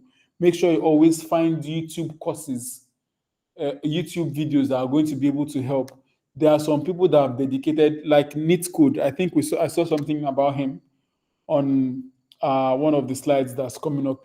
Neat Code, the guy currently works with Google, and he has dedicated his whole YouTube this thing to solving Lit Code questions. So when I try to solve something on Lit Code and I can't find a solution to it, the next place I go to is YouTube and I check Neat Code to see if it's something that he has solved before, right? Review past work. Be ready to discuss your previous projects and experiences. And it's not just discussing them, discuss the things that you have learned from them. I was at an interview one time and somebody asked me, "Oh, you said you built this thing. If you were to build it now, how would you go about it?" And this thing was something I built like 4, 5, 6 years ago. Now, if you're asking me how I'm supposed to build it now, and I'm still giving it the same way I did in my last attempt at building it, it doesn't really show that I have grown as a developer, right? So you have to go back to your past work every once in a while. Think about them, even if you don't open the code and look at it. Think about them. Think about what you can do differently, right? As time has progressed, that's really how you measure your growth as a software developer. Can we go to the next slide, please? Things to do during an interview. If you're in an interview, um, my first tip, even though I didn't add it here, my first tip, my first tip would be, um, my first tip would be dress as if. My first tip would be number two, actually. Dress as if it's actually an interview. Don't wear t-shirts because you're doing it for me. I mean, you could wear a t-shirt, but like dress like you would dress if you were going for an actual interview. Um, So I always have one senator that I just hang, right? I always dry clean it and keep it just in case of interviews. In fact, I have ring lights like I'm a TikToker, if that makes sense, because um you have to look presentable. You can still dread your hair, you can still wear earrings. I have like three piercings. I don't take out anyone's for my interviews, but dress like it's an interview. It has a way of boosting your confidence because sometimes the people that are interviewing you might be wearing suits, looking all serious, and then you now came out, you're wearing t-shirt. Not that t-shirts are bad, you know. It's just when you open and see somebody wearing suits and you're now wearing t-shirts, or I don't know, kind of it kind of might drop your morale a bit, right? The next thing I would always do is smile. Smile during your interviews, no matter how hard the questions are, or no matter how difficult the interviewer is trying to be, always smile, right? Try to try to talk about, ask the interviewer, how was your day? Ask questions. People are usually scared of interviews, right? People are usually scared of interviews.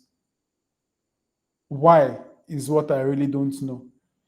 But I want you to see interviews from a different perspective. Believe that you're the best.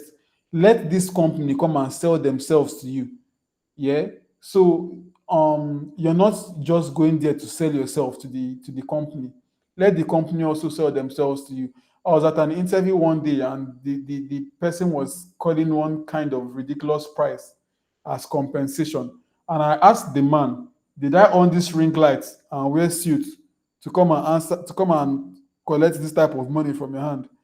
Because believe that you're the best, believe that you know what you're doing, and believe that these companies have to also sell themselves to you.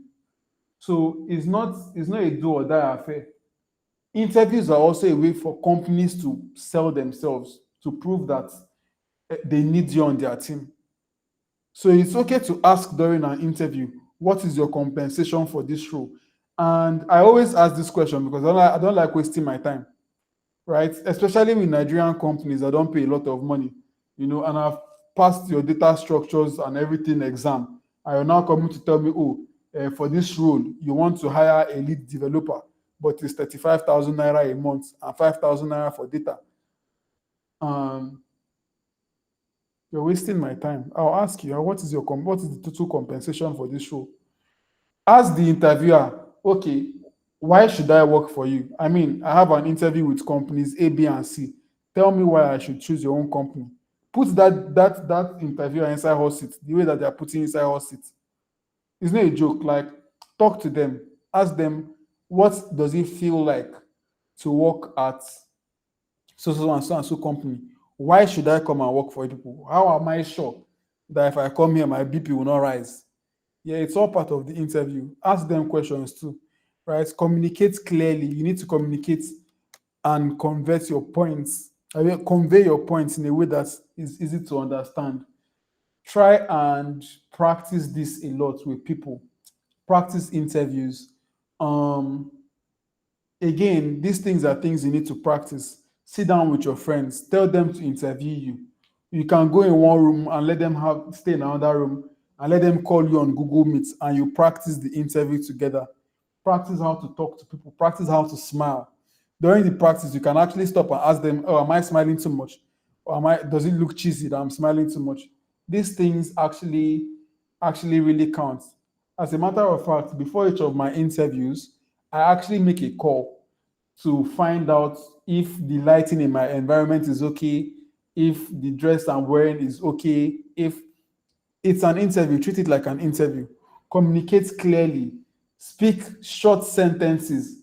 Good afternoon. How are you doing today? I'm very fine. Thank you. How are you? Somebody can be asking you, how are you? And you're not telling them, how you went to market and came back and there was no aqua. You have to be professional and communicate in a way that even the person interviewing you will feel it that no, this guy is good. Then you never answer any question yet, but you are good. Sure, you get what I'm saying? Try and build your confidence. You can only build your confidence by practicing interviews over time. Ask questions during and at the end of the interview. Ask very, very thoughtful questions. So last year I got laid off because the tech layoffs affected me, and I was interviewing with one other company. Full disclosure, these guys were offering a lot of money. At that time, they were offering like $90,000 a year, which was around 5.3 million at that time, at that exchange rate. So that was around 5.3 million naira a month. In one of the interviews, I thought I had done so terribly until I started asking questions. And I had asked so many questions about like how the company wanted to use AI, which of the company's products was making the most money, and how the interviewer thought it could be advanced. And the guy legit just ruled it off and said, like in the feedback section, the guy actually told me that he had moved me to the next round because he felt I had a genuine interest in the company. So when you're asking questions, ask questions that make sense. Yeah. Ask questions that make it look like you researched the company. I've also been in an interview once, and the very first question was, oh, what does our company do? And because I had not done my research, I actually didn't know what the company was doing. And that's a very, very terrible way to start an interview, right? So do your research, know the questions to ask. Ask how the interviewer is able to balance work and life. Ask what it is like to work there. I hope you are not working under pressure. Any company that is going to tell you, and Nigerian companies do this a lot, any company that's telling you, oh, they hope you can work under pressure, run away from them. Because if things are working well in that company, you're not supposed to be working under pressure. It's work, it's a job, it's not do or die affair. So try and find out why that company is worth working for, right? You understand this more when you've gotten to that point in your career where you now get to choose where you want to work for. So if Google is giving you an offer letter and they're telling you, oh, you work 6 a.m., you work, 9 a.m. to 7, no, 9 a.m. to 4 p.m. And after work each day, there's free lunch and a bus that takes you back. Why should one company come and tell you, oh, they're offering you 250,000 naira every 3 months and 2,000 naira for data, and they're coming to stress you? Ask them, and they're now asking you to work 6 a.m. to 6 p.m. Ask them what it feels like to work in that company. Ask them whether they're happy. In fact, ask the interviewer, do you see yourself working here for the next 5 years or for the next 3 years or in the next 3 years? And listen to what that interviewer will tell you. And if the interviewer is sounding like Omo, he's not sure, that's probably a good excuse for you to run away from that company, because you cannot be interviewing to come and join your company and you say if you know one day the company. So what am I doing there? Right? Always seek feedback is the last one. Right? Always seek feedback. If you've interviewed at a company and they've not gotten back to you, send them an email. Find out what they think you did wrong. Find out, oh, I didn't get in this time. When next can I apply? Some companies will tell you, oh, you can't apply again until after 3 months, or oh, you cannot apply again until after 6 months. Yeah, or they will tell you, just get the next job and apply.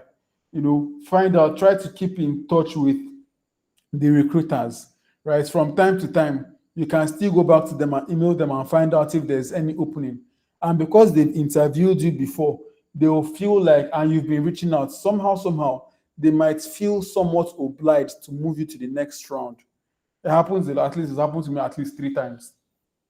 At least 3 times with very major companies. Yeah.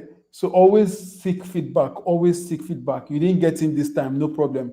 But what could I have done differently? What can I do that will give me a better chance to get in next time? Can we get to the next slide, please?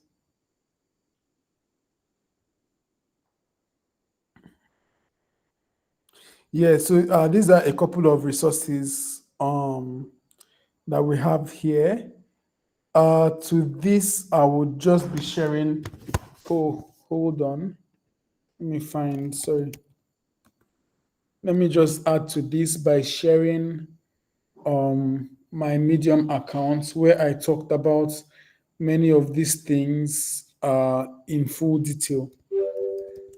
So I'm just going to paste it in the call, in the text, right? So that's my Medium account. We didn't add it here. But there I have detailed explanation of system design interviews. I have detailed explanations um, of data structures and algorithms interviews. I have detailed explanations of behavioral interviews or cultural interviews. And I'm currently even writing something about how to think of algorithms, like optimal algorithms. So every once in a while, I actually drop like good notes on how to make your career as a software engineer worthwhile. Um, yeah, but definitely check out Lead Code, check out Neat Code, and check out the links that we have shared. Thank you so much for. I think this is the end of it. I think. Yeah, thank you so much for having me. Uh, let's know if there's any questions, anything that anybody wants to say, so that we can call it a night. Yes, Samuel, please. Your hand is up. Okay, yeah. So thanks again, David. Doom Academy. I've really learned a lot about software engineering that I have not known before. So I'm grateful for this session. So my question is, let's talk about the cultural part, because I was at an interview before, and at first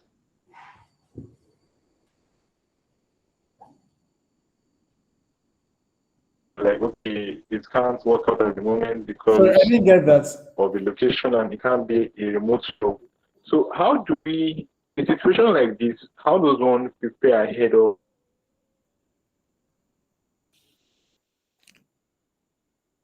Is it Sorry, I didn't get the question. by trying to convince the?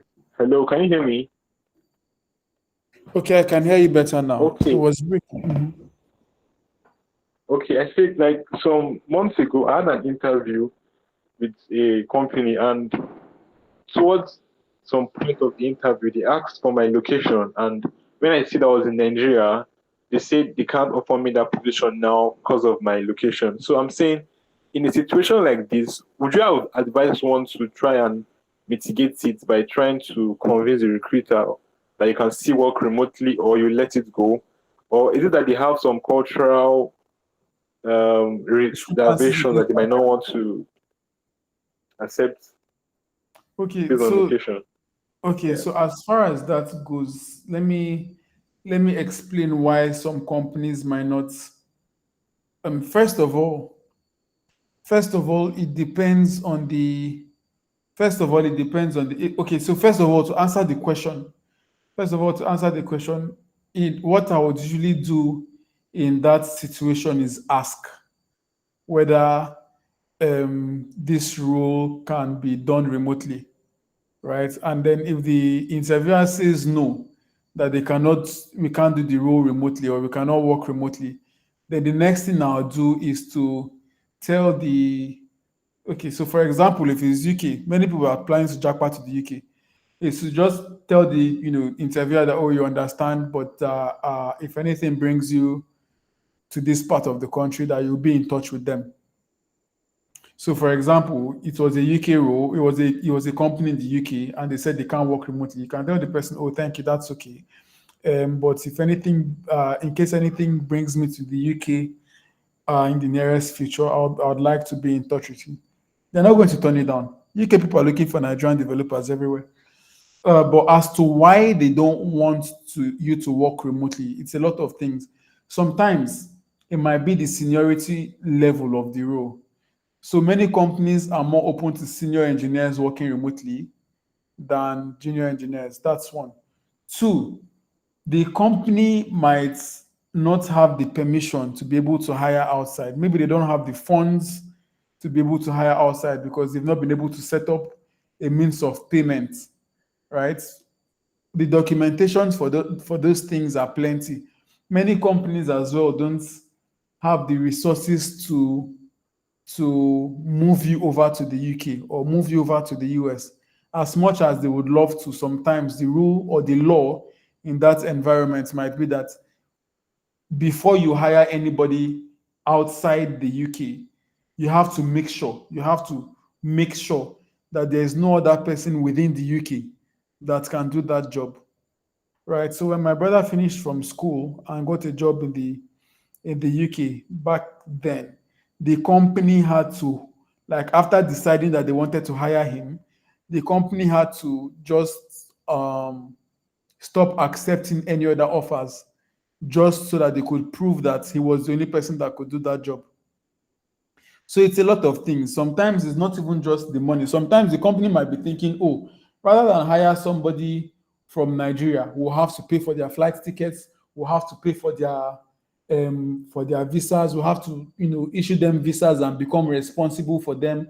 We have to help them get settled in the UK, make sure that they find apartments that's somehow close to work so that they can start working. And then they think about all that stress and all the money and all the calls they will have to make, and just realize that they can just get someone that or someone that already lives in the UK that's just as good. Yeah, so sometimes it's really not our fault. Yeah, I was speaking with my cousin now, saying the fact that we are in Nigeria is already a disadvantage. We are already at a disadvantage because we live in Nigeria. Yeah, if you change your location on LinkedIn to UK within the next 3 weeks, you would have gotten at least 8 different people or 10 different people reach out to you by themselves, and tell you that they are hiring or their company is hiring. Sure, you get what I'm saying? But we don't get that in Nigeria. Yeah. Yeah.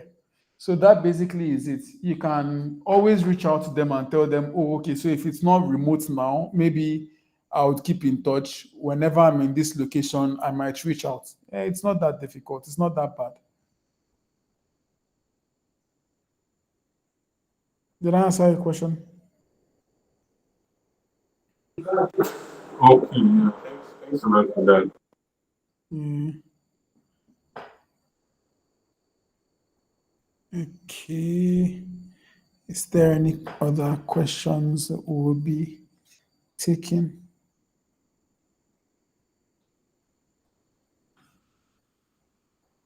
So I have one relating to system design and also algorithms. Okay. Yes. So you mentioned time complexity and also figuring out the best one to use, like the big O notation and all that. Mhm. Now, is these thoughts, are they language agnostic? Do they depend on a particular language, No. or it's regardless? Like now, I'm working with Go basically. Is there a Mhm. way I would learn BSD that is related to Go, or it's the same for all Uh, languages? okay, so no and yes. It depends. Um, it depends. Okay, so but for generally, no. Your time and space complexities of algorithms will remain the same across all the languages. But there are some specific methods that might be implemented in Go that okay, so let me give an example. Let me give an example. So in JavaScript, for example, if you want to push something to the beginning of an array, yeah, how that operation works under the hood is it's going to have to reassign. You know how it's going to have to reassign indices to each of the already existing members of that array. So you have an array that's apple, orange, apple and orange, and you now want to add pineapple to the beginning of the list. So apple and orange were initially 0 and 1. When you add pineapple to the beginning, apple and orange now have to become 1 and 2 so that pineapple can be 0. Does that make sense? So that on its own Yeah. is on its own, just by the very way it was implemented in JavaScript, is already an O of n algorithm. So if you're now trying to do that inside a for loop, that for loop has already become O of n square. So my advice would be that you have to know how many of these methods are implemented in the language that you're using for you to be able to use them effectively during data structures and algorithms exams. Does that analogy Okay. work? Yes, that works for me. But beyond that, the nested for loops will be O of n square anytime, any day. Hash maps will be hash maps anytime, any day. Trees will be trees anytime, any day. Graphs will be graphs anytime, any day. But then there are some specific methods that are built into your programming language that may take more time to execute and will be O of n on their own. And if you now do a for loop inside that or on top of that, it automatically becomes O of n square.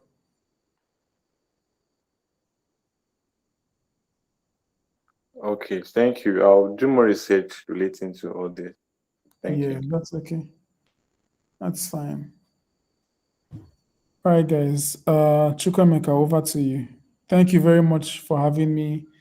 My name is Njoku David, and I hope I get into Microsoft or Google or something. I don't know. Thank you. All right, thanks very much for taking us through this stuff. Hope we learned something very important from lecture today.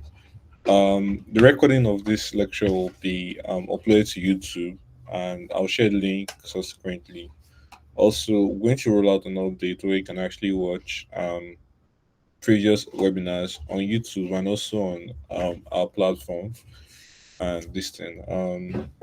So yeah, just stay tuned. There's a lot of updates that are going to coming up this week. On that update is that next week we're going to have another webinar.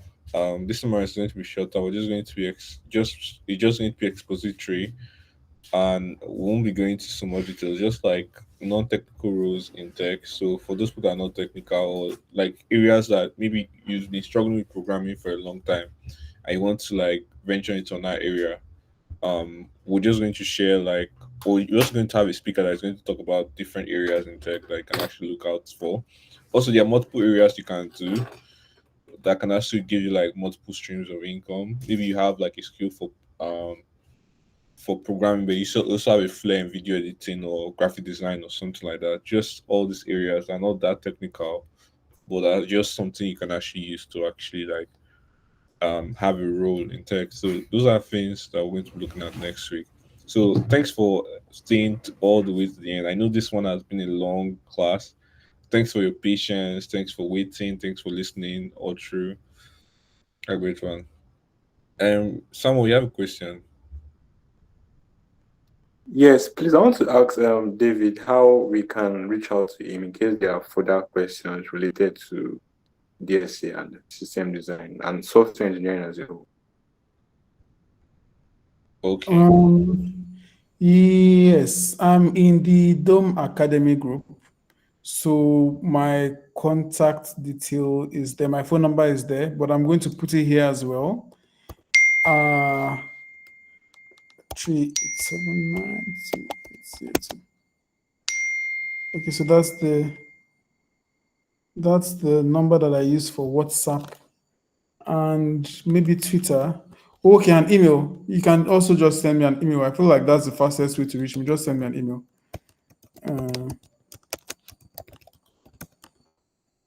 That's my email. And let me see if I can find my Twitter as well.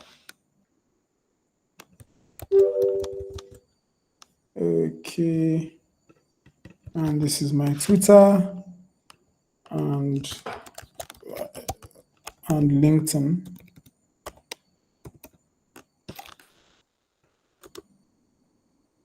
Yeah, so LinkedIn doesn't want to open. I feel like we can go with this for now. Yes, thank you, David. I'll reach out. Alright. Alright, All thank right. you very much. All right, everyone. Thanks very much, David. Thank you very much for your Thank you so time. much for having me as well. Thank you Thank very you. much. Good Good night, everyone. Have a good one. night. Bless you. Okay, good Thank night. you. Good night.